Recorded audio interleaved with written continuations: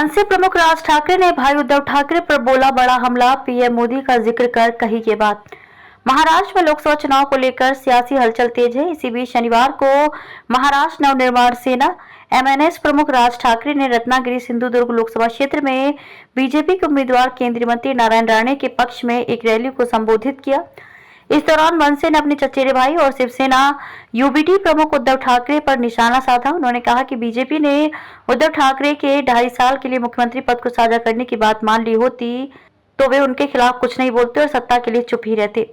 नोटबंदी और मूर्तियों पर खर्च आज भी स्वीकार नहीं। मनसे प्रमुख राज ठाकरे ने कहा कि उद्धव ठाकरे ने कल कहा कि कोंकण का कारोबार गुजरात जा रहा है। आप 2014 से 2019 तक उनके साथ रहे, तब आपने विरोध क्यों नहीं किया? क्या ऐसी कोई जानकारी नहीं है जो कहती हो कि कोंकण में प्रोजेक्ट आया तो धमाका हो जाएगा? परमाणु अनुसंधान केंद्र मुंबई में स्थित है। मनसे चीफ ने आगे कहा, मैं सीधा चलने वाला हूं। ठाकरे को अनुवांशिक समस्या है। अगर मैं किसी बात से सहमत हूं तो मैं सहमत हूं, यदि मैं नहीं मानूंगा तो अंत तक नहीं मानूंगा। मैंने 2019 के विधानसभा चुनाव में सार्वजनिक रूप से मोदी का विरोध किया था। कुछ बातों पर आज भी सहमति नहीं है। हमें इस बारे में खुला रहना होगा। ये बातें नहीं मानी और ये बातें मान ली। नोटबंदी और मूर्तियों पर खर्च जैसी कई चीजें आज भी स्वीकार नहीं है। धारा 370 हटने के बाद बधाई देने वालों में मैं सबसे पहले था। राज ठाकरे ने आगे कहा कि मैंने उन चीजों का सार्वजनिक प्रशंसक हूं जो काम करती हैं। मुझे कब से राजनीति की समझ आ गई या हास्य की समझ आ गई, तब से मैं देखता और पढ़ता आ रहा हूं।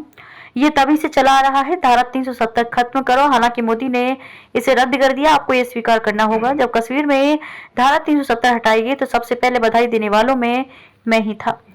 नरेंद्र मोदी की सरकार के कारण राम मंदिर बना। राज ठाकरे ने कहा कि जब बाबरी मस्जिद का विषय आया, देश भर से कार सेवक अयोध्या गए। वहां कार सेवकों की हत्या कर दी गई। साल 1992 में बाबरी की छत ढहा दी गई। आज राम मंदिर का पहला हिस्सा खड़ा हो गया। जैसा कश्मीर का हुआ वैसे ही राम मंदिर का हुआ। नरेंद्र मोदी की सरकार के कारण राम मंदिर खड़ा हुआ। कार सेवकों की आत्मा को शांति मिली।